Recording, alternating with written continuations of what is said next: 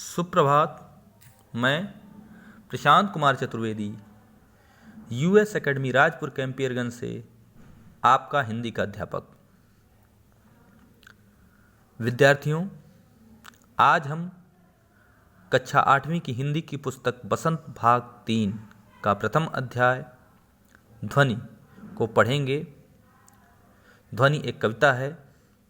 इस कविता के कठिन शब्दों के अर्थ को जानेंगे, इस कविता के भाव को समझेंगे और कवि के विचारों से अवगत होंगे।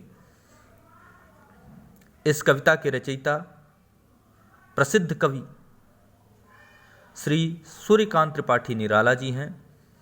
निराला जी का जन्म 1896 ईस्वी में हुआ था। छायावाद के प्रमुख स्तंभों में से एक निराला जी हिंदी साहित्य की सभी विधाओं से अवगत थे। हिंदी साहित्य का कोई भी ऐसा क्षेत्र नहीं बचा जिसमें इन्होंने अपनी लेखनी का प्रयोग न किया हो, चाहे वह कविता संग्रह हो, कहानी संग्रह हो, उपन्यास हो, आलोचना हो या बाल साहित्य।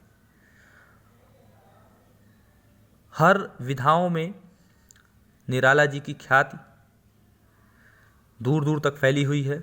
सारे जन सामान्य में ये एक विद्रोही कवि के नाम से जाने जाते हैं।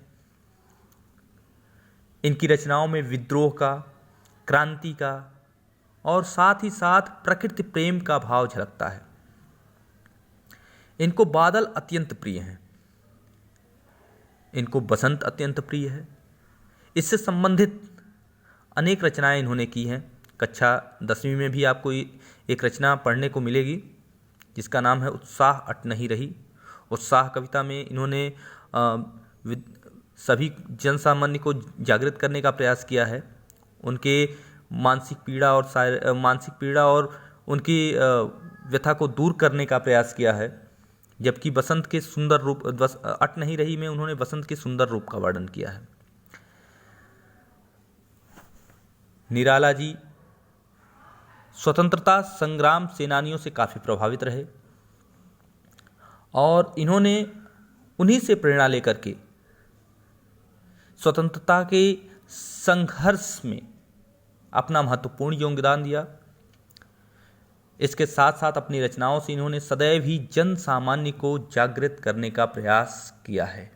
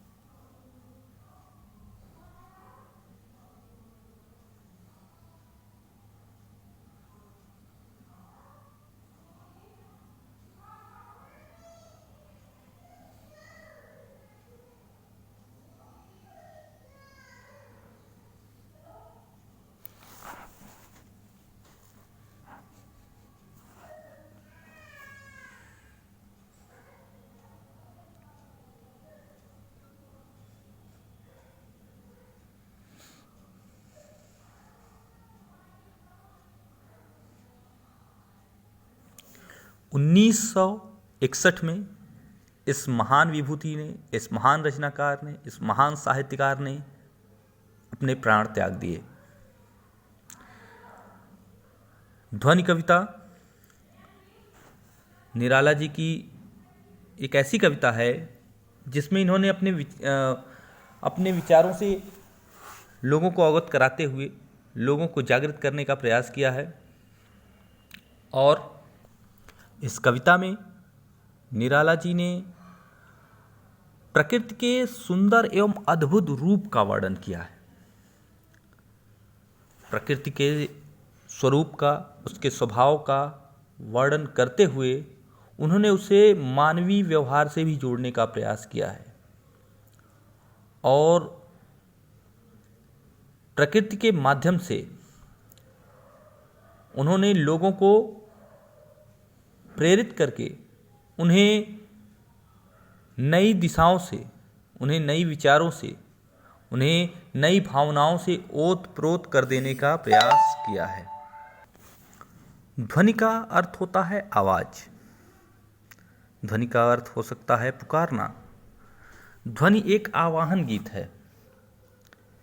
इस कविता में निराला जी ने अपने विचारों को व्यक्त करते हुए वसंत के सौंदर्य का वर्णन करते हुए यह बताया है कि जिस प्रकार वसंत आता है और प्रकृति में एक अनुपम छटा बिखेर देता है, प्रकृति की सुंदरता की शुरुआत हो जाती है, उसी प्रकार से कवि के जीवन में भी वसंत का आगमन हो गया है। इस कविता में निराला जी ने अपने विचारों, अपनी भावनाओं को वसंत ऋतु से जोड़ते हुए कहा है कि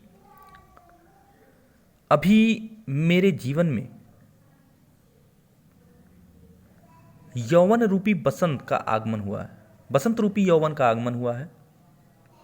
जिस प्रकार बसंत ऋतु आने पर सूर्य सोई हुई सारी कलियों को फिर से जगा देता है, उनके आलस्य को दूर कर देता है, उसी प्रकार मैं भी अपनी भावनाओं से, अपने विचारों से, अपने अंदर की छिपी हुई प्रेरणा से इन सोई हुई कलियों को, कौन सी सोई हुई कलियों की, इन समाज के हताश, सोने का मतलब है हताश, निराश या उदास जनमानस को अपने भावनाओं से, अपने विचारों से, अपनी आंतरिक प्रेरणा से जागृत करना चाहता हूं और करता रहूंगा। वे अपनी भावनाओं से, अपने विचारों से थकी हुई, हारी हुई अर्थात निराश, हताश एवं उदास जनता में फिर से नई ऊर्जा का संचार करना चाहते हैं। उन्हें प्रेरित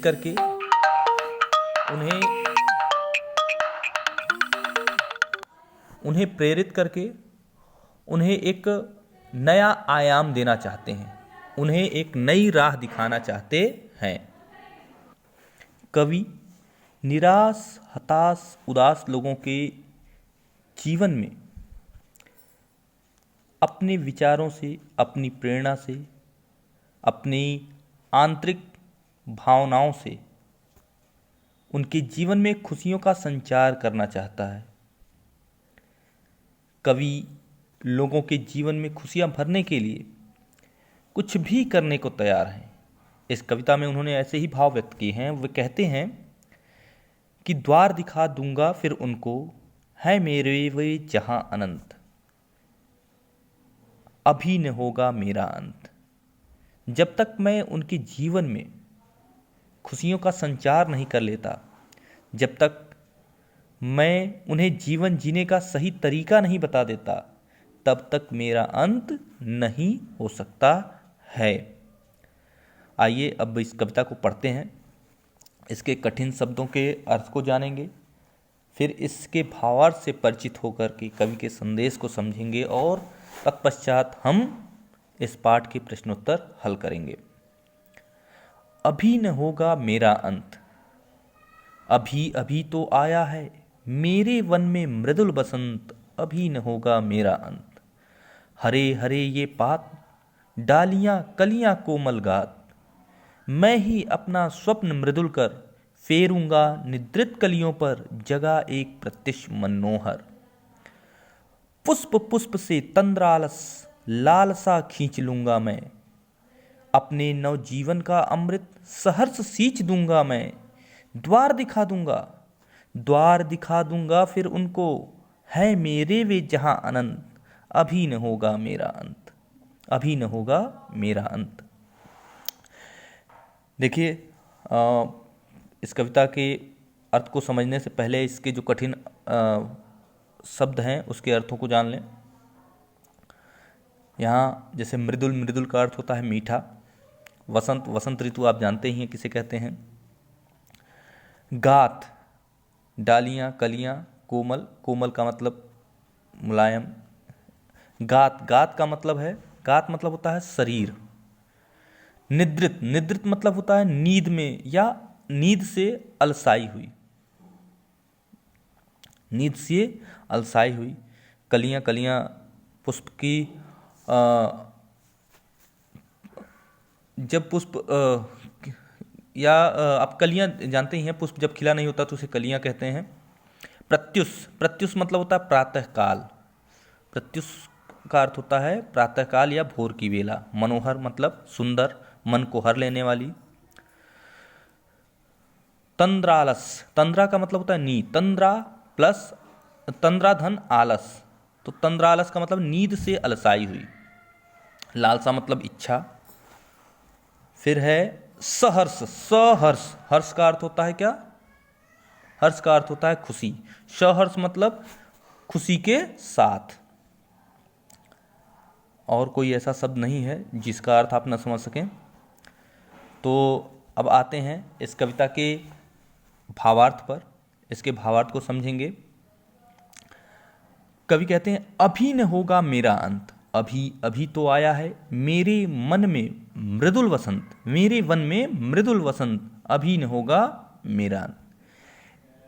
इस कविता में सूर्यकांत त्रिपाठी जी, सूर्यकांत त्रिपाठी निराला जी अपनी इस ध्वनि कविता में वे कहते हैं कि अभी मेरा अंत नहीं हो सकता, अभी मेरा अंत नहीं हो सकता। क्यों अंत नहीं हो सकता? क्योंकि अभी अभी तो आया है मेरे वन में मृदुल वसंत, मेरे वन में मृदुल वसंत। वन का मतलब यहाँ मन से है, मेरे मन में मृदुल वसंत। अभी अभी मेरे जीवन में, मेरे मन में, मन मतलब मन का अर्थ है हृदय में, हृदय का अर्थ है इच्छाओं से, यानी कि अभी मेरे हृदय में ऐसी इच्छाएं जागृत हैं कि वह मेरा अंत नहीं होने देंगी। मनुष्य अंत कब मान लेता है अपना? जब उसका उत्साह अंत होने लगता है, जब उसकी प्रेरणाएं उसका साथ छोड़ने लगती हैं, जब उसका आत्मबल क्षीण होने लगता है, तभी उसका अंत होता है। लेकिन यहाँ कवि के साथ ऐसा नहीं है। कवि एक आत्मबली व्यक्ति है, एक ऐसा व्यक्ति है जो अपना अंत नहीं मानेगा। आप देखते होंगे जब आप किसी कार्य को करने के लिए, जब कोई व्यक्ति किसी कार्य से किसी कार्य को करता है और बार बार निराशा जब हाथ लगती है तो वह उस कार्य को छोड़ देता है, या उस कार्य से अपना पीछा छुड़ा लेता है, या उस कार्य को करने से हार मान लेता है। ठीक है, तो जब हार मान लेना अर्थात बार बार मिलने वाली असफलता या निराशा से उस कार्य को करना छोड़ देना ही मनुष्य की हार मानी जाती है। लेकिन जो व्यक्ति बार बार अपनी जुझारू प्रवृत्ति से उससे लड़ता रहता है, जूझता रहता है, वह व्यक्ति कभी हार नहीं मान सकता और वह व्यक्ति ही सफलता को प्राप्त करता है। और कभी भी ऐसा ही एक जुझारू व्यक्तित्व है, वह कभी हार मानने वाला नहीं है। वह कहता है कि अभी न होगा मेरा अंत, अभी अभी तो आया है मेरे वन में मृदुल वसंत, अभी न होगा मेरा अंत। कवि कहता है कि अभी मेरा अंत नहीं होगा। क्यों नहीं होगा? क्योंकि मैं खुद इतना आत्मबली हूँ, मैं इतना दृढ़ निश्चयी हूँ कि मैंने जो ठान लिया है उसे मैं करके ही रहूँगा। तो मेरा अंत कैसे हो सकता है? अभी मेरे अंदर ऊर्जा है, उत्साह है, उमंग है, कार्य को करने की ललक है, मैं अपना हार नहीं मान सकता हूँ। कवि कहता है अभी मेरे जीवन में क्या आया है? अभी मेरे जीवन में वसंत का आगमन हुआ है, अर्थात मेरे जीवन में यौवन रूपी वसंत आया है। और देखिए, यौवन एक अवस्था है, बाल्यावस्था, किशोरावस्था, और किशोरावस्था के बाद को आप यौवन कह सकते हैं, यौनावस्था। ठीक है, लेकिन वह कहते हैं कि अब और युवावस्था में मनुष्य ऊर्जा से लबरेज होता है, ऊर्जा से परिपूर्ण होता है और हर कार्य को करने के लिए तत्पर होता है। तो और यौवन की अवस्था मनुष्य को के अंदर एक विशेष प्रकार की ऊर्जा प्रदान करती है और वह हर कार्य को करने और हर कठिन परिस्थिति से लड़ने में सक्षम होता है। यहाँ पर कवि ने कहा है कि वसंत रूपी यौवन का आगमन हुआ है। वसंत रूपी यौवन से क्या तात्पर्य? जैसे वसंत का उन्होंने एक उदाहरण लिया है यहाँ। जैसे वसंत आता है तो हर प्रकृति के हर घटक में हर घटक अपने सौंदर्य की चरम सीमा पर होता है, वह चरमोत्कर्ष पर होता है। हर तरफ नए नए पत्ते आ जाते हैं, हरियाली छा जाती है, फूलों और फलों के बौर से पूरे वृक्ष लद जाते हैं। तो और वह सुंदरता की और वह उन वृक्षों और प्रकृति की सुंदरता की चरम सीमा होती है। ठीक है, तो वैसे ही कवि के जीवन में भी कवि के जीवन में भी वसंत रूपी यौवन का अभी आगमन हुआ है, अर्थात वह अभी ऊर्जा से, अभी उत्साह से, अभी उमंग से परिपूर्ण है, अपने आप को ऊर्जावान समझता है, अपने आप को ऊर्जा से परिपूर्ण पाता है। इसलिए वह कहता है कि अभी मेरे जीवन का अंत नहीं हो सकता है, अभी मेरा अंत नहीं हो सकता है, मैं हार, अंत होने का मतलब है मैं हार नहीं मान सकता हूँ। वह कहते हैं मेरे अभी न होगा मेरा अंत, अभी अभी तो आया है मेरे वन में मृदुल वसंत, अभी न होगा मेरा अंत। इन पंक्तियों में वह अप्रत्यक्ष रूप से यह कहना चाहते हैं कि मेरे अंदर अभी ऊर्जा भरी हुई है, मेरे अंदर अभी जोश भरा हुआ है, उत्साह और उमंग है, मैं अपना हार नहीं मान सकता, मैं अपने लक्ष्य से विमुख नहीं हो सकता हूँ, और तब तक नहीं विमुख होऊंगा जब तक कि मैं अपना लक्ष्य प्राप्त नहीं कर लूँगा। यही इन प्रथम 4 पंक्तियों का तात्पर्य है कि अभी मेरा अंत नहीं हो सकता, क्योंकि मेरे अंदर ऊर्जा, उत्साह और उमंग परिपूर्ण रूप से पर्याप्त मात्रा में भरी हुई है। मैं किसी भी कठिन परिस्थिति से हार मानने वाला नहीं हूँ, तब तक मैं हार नहीं मानूंगा, तब तक मैं तब तक मैं चुप नहीं बैठने वाला हूँ, जब तक मैं अपने लक्ष्य को प्राप्त नहीं कर लेता। कहीं न कहीं एक प्रकार का संदेश है कि मनुष्य को जीवन में कभी हार नहीं मानना चाहिए। कब तक? जब तक वह अपने लक्ष्य को प्राप्त न कर ले। ठीक है, आगे की पंक्तियां देखते हैं। हरे हरे ये पात, डालियां कलियां कोमल गात, मैं ही अपना स्वप्न मृदुल कर फेरूंगा निद्रित कलियों पर जगा एक प्रत्युष मनोहर। प्रस्तुत पंक्तियों में कवि ने कहा है कि चारों तरफ हरियाली फैली हुई है, सारे वृक्ष हरे हरे वृक्ष हैं चारों तरफ। ठीक है, बसंत ऋतु में क्या होता है? हरे हरे, अभी मैंने आपको बताया भी कि हरे हरे वृक्ष, सब वृक्ष पर नए नए पुष्प, पत्ते और हरियाली से परिपूर्ण हो जाते हैं सारे वृक्ष। तो हर तरफ प्रस्तुत पंक्तियों में कवि कहते हैं कि कवि ने इस प्रस्तुत पंक्तियों में कवि ने प्रकृति के सुंदर रूप का वर्णन करते हुए कहा है कि चारों तरफ हरे भरे पेड़ हैं, और उन पेड़ों पर क्या क्या है? हरे भरे पेड़ है तो उन पेड़ों पर हरे हरे पात, हरे हरे ये पात, उन पर हरे हरे पात हैं, डालियाँ पत्तों से लदी हुई हैं, फलियों के बौर आ गए हैं। बसंत ऋतु में आप देखते होंगे आमों पर बौर आ जाता है, जामुन मुकुलित होने लगते हैं, पुष्प खिल जाते हैं। ऐसे पुष्प कभी नहीं खिलते हैं, वो बसंत ऋतु में खिल जाते हैं। तो बसंत ऋतु प्रकृति के सौंदर्य प्रकृति के सौंदर्य की पराकाष्ठा होता है। बसंत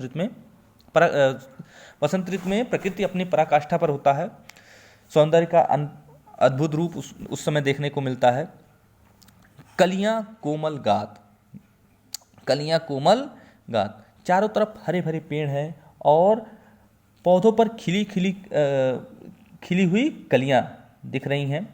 मैं ही अपना स्वप्न मृदुल कर फेरूंगा निद्रित कलियों पर जगा एक प्रत्युष मनोहर। वो कहते हैं कि जैसे आपने देखा होगा कि बसंत ऋतु में जैसे ही भोर बेला में सूरज की किरणें उन पौधों पर, उन पत्तियों पर और उन कलियों पर सूरज का प्रकाश पड़ता है, वैसे वैसे कलियां खिलनी शुरू हो जाती हैं और खिल करके वह अपने पूर्ण विकसित रूप में आ जाती हैं।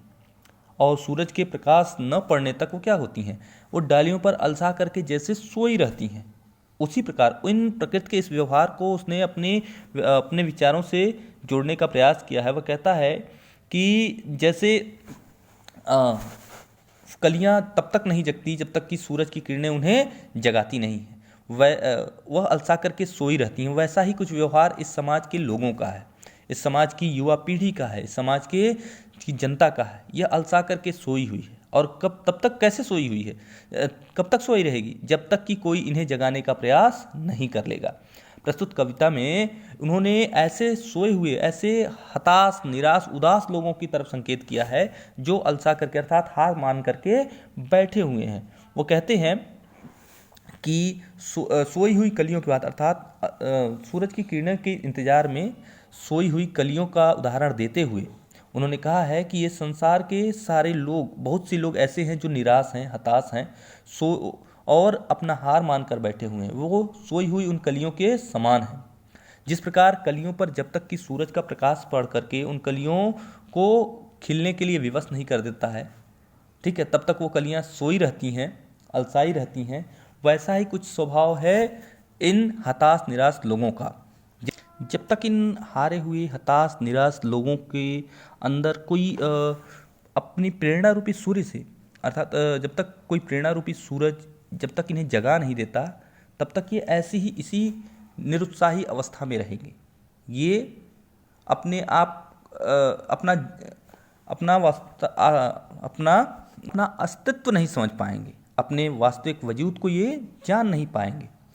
उसी तरह इसीलिए निराला जी सूर्य का और कलियों का उदाहरण दे करके वह यह कहना चाहते हैं, जिस प्रकार सूरज की किरणें, सूरज उन अतखिली या उन कलियों पर पड़ करके उन्हें पूर्ण विकसित रूप में प्राप्त करने में सहायता प्रदान करता है, उसी प्रकार से मैं हताश निराश और उदास लोगों के अंदर अपनी प्रेरणा रूपी सूर्य से उनके अंदर एक नई उत्साह, नई उमंग का संचार करना चाहता हूँ।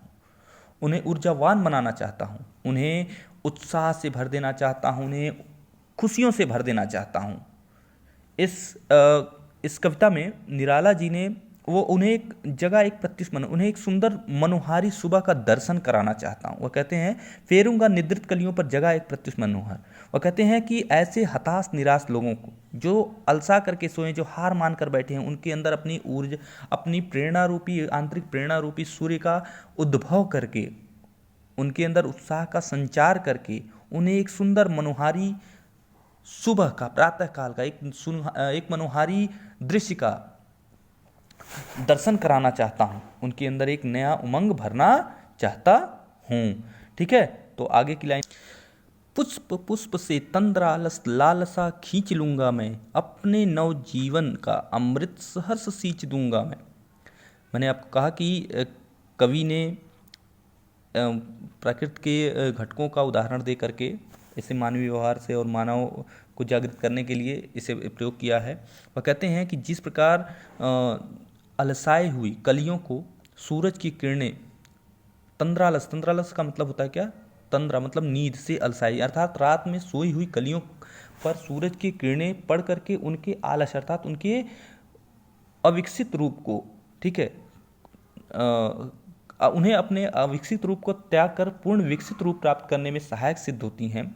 अर्थात सूरज की किरणें पढ़ करके उन कलियों को खिलने का अवसर प्राप्त करती हैं, प्रदान करती हैं, उन्हें पूर्ण विकसित होने का अवसर प्रदान करती हैं, उन्हें अपनी गंध को बिखेरने का अवसर प्रदान करती हैं, अपने गुणों को बिखेरने, अपनी सुंदरता को से इस वसंत के स्वरूप को और महत्वपूर्ण बनाने का प्रयास करती हैं। उसी प्रकार मैं भी क्या करूँगा, मैं भी वह कहते हैं जिस प्रकार बसंत का जो सूरज है एक उन कलियों के लिए एक नई उम्मीद बनकर आता है, बसंत का सूरज उन कलियों को पूर्ण रूप प्राप्त करने में अपना योगदान देता है, उसी प्रकार मैं भी योगदान देना चाहता हूँ। कैसे?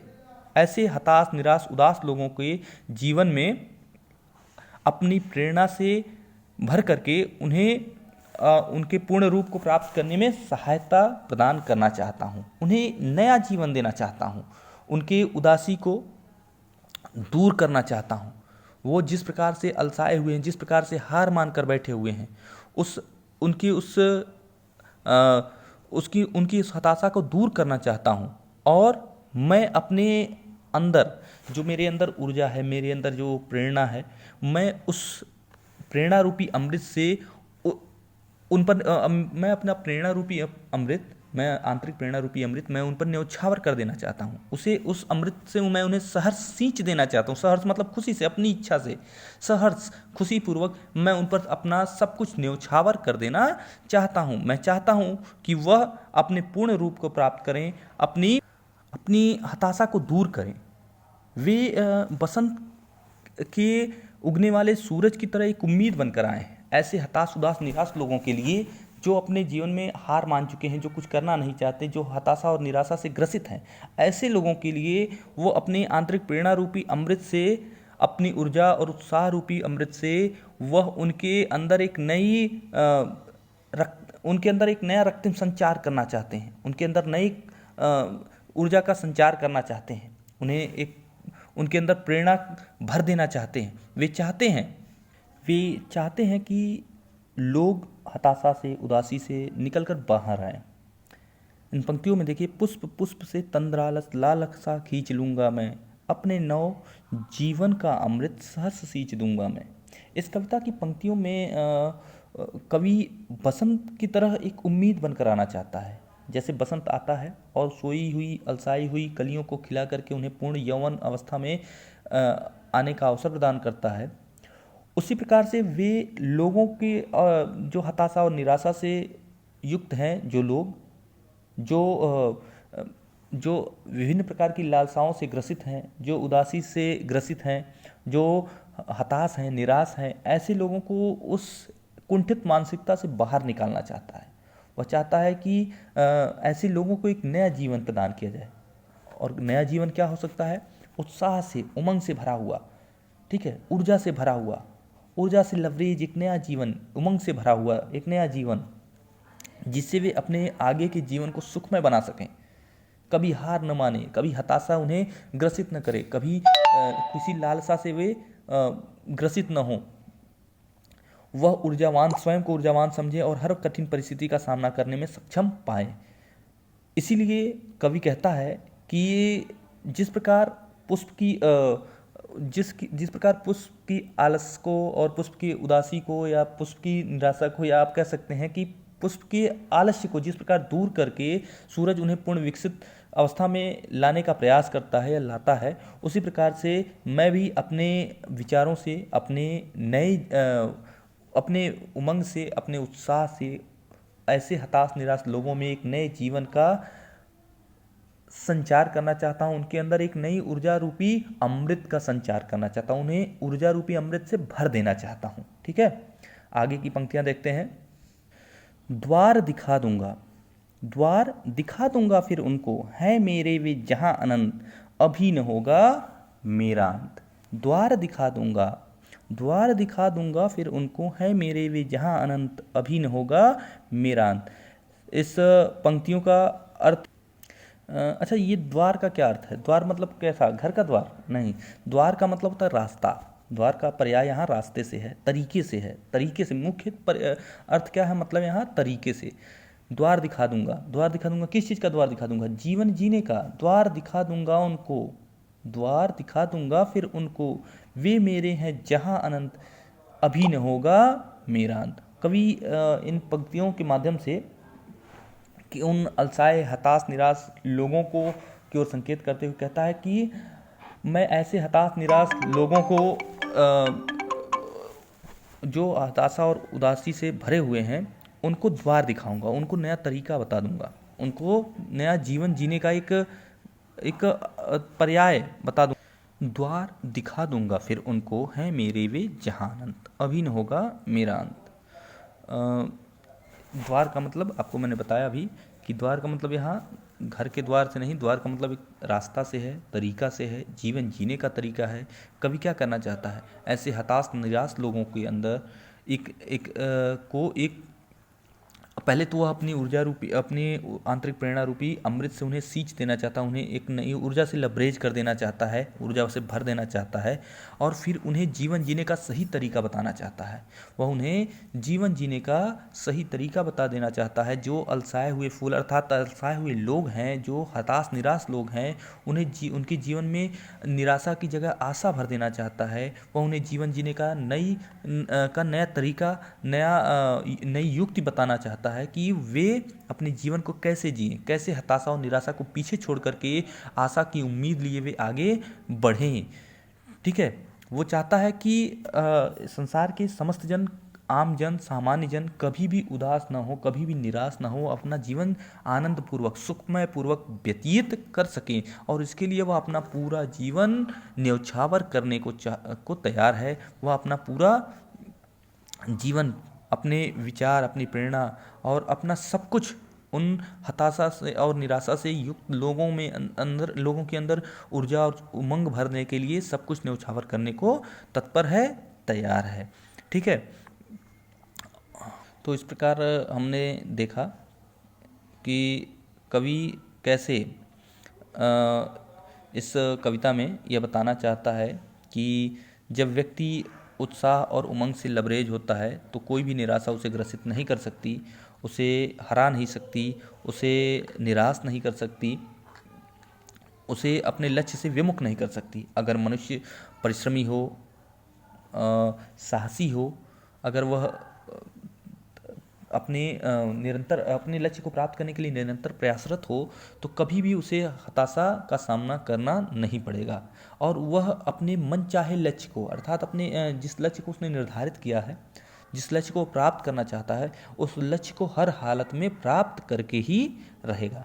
आपको भी आप विद्यार्थियों को भी यह सीख दी जाती है कि कभी भी एक या जीवन में मिलने वाली किसी एक असफलता से हताश या निराश नहीं होना चाहिए, निरंतर प्रयास करते रहना चाहिए और हताशा को त्याग करके आशा की उम्मीद लिए हुए आगे बढ़ना चाहिए और अपने लक्ष्य को प्राप्त करना चाहिए। कुछ ऐसा ही उमंग, ऐसा ही उत्साह हर व्यक्ति के अंदर कवि भरना चाहता है। वह चाहता है कि मनुष्य अपने जीवन जीने का यह जो तरीका है उसमें बदलाव लाए, वह कभी भी हताश ना हो, कभी निराश ना हो और सदैव ऊर्जा और उत्साह उमंग के साथ अपने लक्ष्य को उत्साह के साथ अपने लक्ष्य को प्राप्त करने के लिए तत्पर रहे। तभी वह व्यक्ति सफलता को प्राप्त कर सकता है, क्योंकि परिश्रम ही सफलता की सीढ़ी है। ठीक है, तो कवि ने आप सभी लोगों को यह संदेश दिया है कि आप सभी कभी भी हार न माने, लक्ष्य को प्राप्त करने के लिए प्रयासरत रहे, जिसके लिए कवि ने स्वयं भी प्रयास किया है। उसने अपने विचारों से आम जनमानस को जागरूक करने का, सचेत करने का, उनके अंदर उत्साह और उमंग भर देने का प्रयास किया है और हमेशा ही अपने विचारों से वह लोगों को प्रभावित करता रहेगा। इसलिए हमारा यह दायित्व है कि हम कवि के विचारों से प्रभावित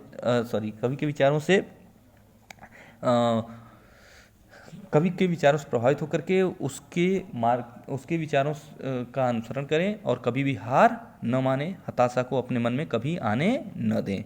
ठीक है, अब हम इस पाठ के प्रश्नों को देख लेते हैं। कठिन शब्दों का अर्थ बताया जा चुका है आपको। जैसे इसमें दिया है, कवि को ऐसा विश्वास क्यों है कि उसका अंत अभी नहीं होगा।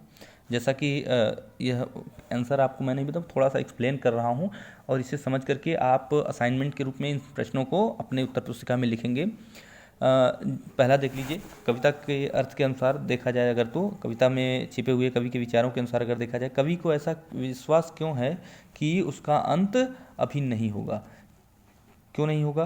क्योंकि वह पहले ही इतना बताया कि अभी न होगा मेरा अंत, अभी अभी तो आया है मेरे वन में मृदुल बसंत। अर्थात वह ऊर्जा से, उमंग से, उत्साह से भरा हुआ है। और जो व्यक्ति ऊर्जा, उत्साह, उमंग से भरा हो, जिसके अंदर आंतरिक प्रेरणा हो, वह कभी भी हार नहीं मान सकता। ठीक है, और जब वह हार नहीं मानेगा, यहाँ अंत होने का मतलब क्या है? हार होने से। ठीक है, हताशा से ग्रसित हो जाने से। तो जब व्यक्ति हार नहीं मानेगा तो जब हार नहीं मानेगा तो उसका अंत भी संभव नहीं है। वह जुझारू प्रवृत्ति का होगा, आगे बढ़ता रहेगा, कठिन विषम परिस्थितियों से लड़ता रहेगा। इसलिए और कवि भी ऐसा ही है, उत्साह से, उमंग से भरा हुआ है, ऊर्जा से भरा हुआ है और वह कठिन परिस्थितियों का सदैव सामना करने के लिए तत्पर है, इसलिए उसका अंत नहीं हो सकता है। दूसरा प्रश्न देखिए, फूलों को अनंत तक विकसित करने के लिए कवि कौन कौन सा प्रयास करता है। फूलों को अनंत तक विकसित करने के लिए उसने बताया ना कि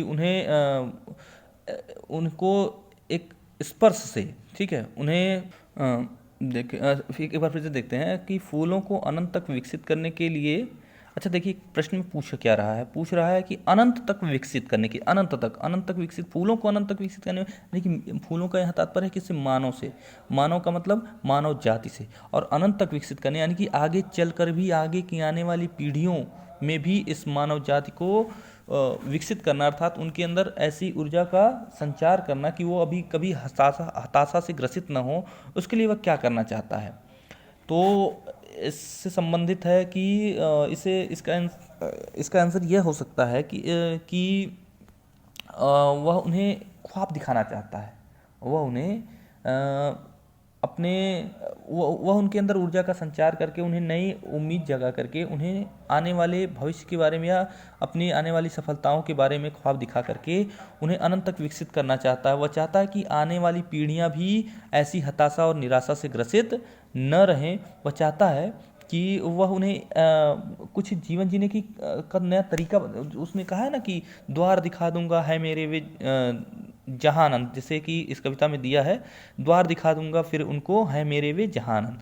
तो द्वार दिखाने का मतलब क्या है? उन्हें जीवन जीने का तरीका बताना चाहता है, उन्हें नए सपने दिखाना चाहता है, उनके अंदर ऊर्जा उत्साह उमंग भर करके उन्हें सफलता के सपने दिखाना चाहता है, उन्हें जीवन जीने का सही तरीका बताना चाहता है। ठीक है, तो बताने का प्रयास कर रहा है। कौन कौन सा प्रयास कर रहा है ना, तो आप कहेंगे उन्हें सफलता के स्वप्न दिखा रहा है, उन्हें जीवन जीने का तरीका बता रहा है। तो ये प्रयास कवि का सार्थक प्रयास है कि आने वाली पीढ़ियां भी कभी हताशा से ग्रसित न हो। कवि फूल पुष्पों की तंद्रा और आलस्य को दूर हटाने के लिए क्या करना चाहता है? ठीक है, तो कवि पुष्पों, जैसे कि इसमें दिया है, पुष्पों की तंद्रालस लालसा खींच लूंगा, अपने नव जीवन का अमृत सहर्ष सींच दूंगा। ठीक है, मैं तो इसमें भी दिया है, कवि पुष्पों की तंद्रा और आलस्य को दूर, तंद्रा मतलब नींद, आलस्य मतलब अलसाना, तो आप सभी जानते हैं आलस्य किसे कहते हैं। किसी भी कार्य को में आनाकानी करना या न करने की इच्छा को ही आलस्य हम कह सकते हैं।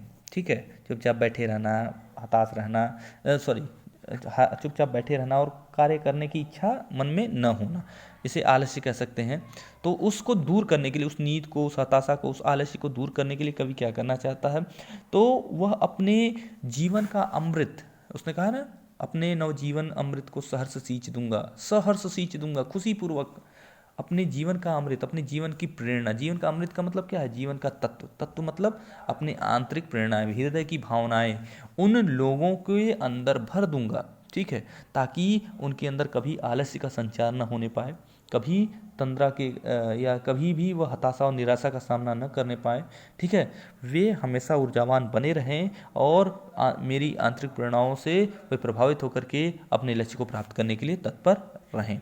आगे देखिए, कविता से आगे में कुछ प्रश्न हैं। वसंत को ऋतुराज क्यों कहा जाता है? वसंत ऋतु को आपको मैंने बताया कि वसंत ऋतु में कुछ वसंत ऋतु जो है ऋतुओं का राजा कहा जाता है।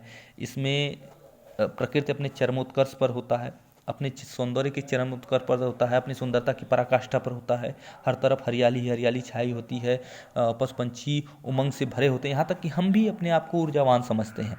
ठीक है, और हर तरफ पेड़ों पर नए नए पत्ते आते हैं, नए हरे पत्ते मुकुलित होते हुए फल, लाल लाल पत्ते आप देखते होंगे, मखमली हरे और लाल पत्ते वृक्षों पर आ जाते हैं। आम के वृक्ष पर भी आप देख सकते हैं, और भी तमाम वृक्षों पर कोमल कोमल पत्ते, उन पत्तों को छूते ही एक मखमली स्पर्श का एहसास होता है। ठीक है, और ऐसा किसी भी ऋतु में नहीं देखने को मिलता। आमों पर बौर आ जाती है, पशु पंछी चहकने लगते हैं, आकाश की अनंत ऊंचाइयों को छूने लगते हैं। पूरा आकाश पंछियों के परों से पट जाता है, अर्थात हर तरफ पंछी उड़ते दिखाई देते हैं, कलरव करते हुए दिखाई दे जाते हैं, संगीत गाते हुए दिखाई दे जाते हैं। मनुष्य अपने आप को विशेष ऊर्जा से परिपूर्ण पाता है और किसी भी कार्य को करने की इच्छा भी प्रबल हो जाती है। तो यह वसंत ऋतु की विशेषता है। तो इन्हीं विशेषताओं के कारण ही वसंत ऋतु को ऋतुराज भी कहा जाता है, यह ऋतुओं का राजा है। इससे संबंधित अपने विचार, चूंकि यह कविता से इसको आप अनुमान और कल्पना के अनुसार यह अपने अपने विचार इस पर आप जितना विस्तृत रूप से लिखना चाहें लिख सकते हैं। वसंत ऋतु में आने वाले त्योहारों के विषय में जानकारी एकत्र कीजिए और किसी एक त्यौहार पर निबंध लिखिए। तो बहुत से त्यौहार आते हैं, लेकिन किसी खास पर्व की बात की जाए तो देखिए, आप हमेशा होली का पर्व आ जाता है, तो इस पर आप अपने विचार प्रस्तुत कर सकते हैं, होली के बारे में जानकारी एकत्र करके लिख सकते हैं। ऋतु परिवर्तन का जीवन पर गहरा प्रभाव पड़ता है, इस कथन की पुष्टि आप किन किन बातों से कर सकते हैं, लिखिए। ठीक है, ऋतु परिवर्तन का वास्तव में हमारे जीवन पर बहुत ही गहरा प्रभाव पड़ता है। अनेक ऋतुओं में हम अपने शारीरिक और मानसिक स्थितियों को समझ सकते हैं, ठंडी हो, गर्मी हो, और ऋतुओं का प्रभाव हमारे रीति रिवाजों पर भी पड़ता है, हमारे अनेक। तो इस प्रकार ऋतु परिवर्तन का वास्तव में हमारे जीवन पर प्रभाव तो पड़ता ही है। अलग अलग ऋतुओं में हम अलग अलग शारीरिक और मानसिक स्थितियों को देख सकते हैं। जैसे गर्मी बहुत होती है, जब गर्मी का मौसम होता है, लू चलता है, तो हमारी इच्छा कुछ भी नहीं होती, हम बाहर निकलना तक नहीं चाहते हैं। वहीं ठंडी का मौसम होता है तो हम गर्म कपड़े पहनना चाहते हैं सर्दी से बचने के लिए। वर्षा ऋतु में भी अलग ही परिस्थितियाँ होती हैं, हर तरफ पानी और हर बेमौसम वर्षा ऋतु में भी अलग अलग तरह के वर्षा ऋतु में भी आनंद तो हमें आता है, लेकिन अत्यधिक वर्षा अतिवृष्टि हो जाने पर जो है हम ऊब जाते हैं। तो परिस्थितियों और ऋतुओं का हमारे जीवन पर बहुत ही गहरा प्रभाव पड़ता है। ऋतु परिवर्तन का, जैसे अब गर्मी का मौसम आ रहा है, तो आ गया है, तो अभी हम इस समय ठंडे पेय पदार्थ पर का प्रयोग करना चाहेंगे। खैर इस समय तो हम बिल्कुल भी नहीं करेंगे पेय पदार्थों का प्रयोग, क्योंकि इस समय कोरोना वायरस की वजह से आप सभी जान रहे हैं कि ठंडी चीज़ें खाने से परहेज करना चाहिए, गर्म पानी पीना चाहिए। तो खैर ये बात खास परिस्थितियों के लिए है, ठीक है। तो और वहीं ठंडी के मौसम में हम गर्म पेय का सेवन करना चाहते हैं, गर्म कपड़े पहनना चाहते हैं। तो हर ऋतु का हमारे ऋतुओं के परिवर्तन होने से हमारे स्वास्थ्य पर भी प्रभाव पड़ता है।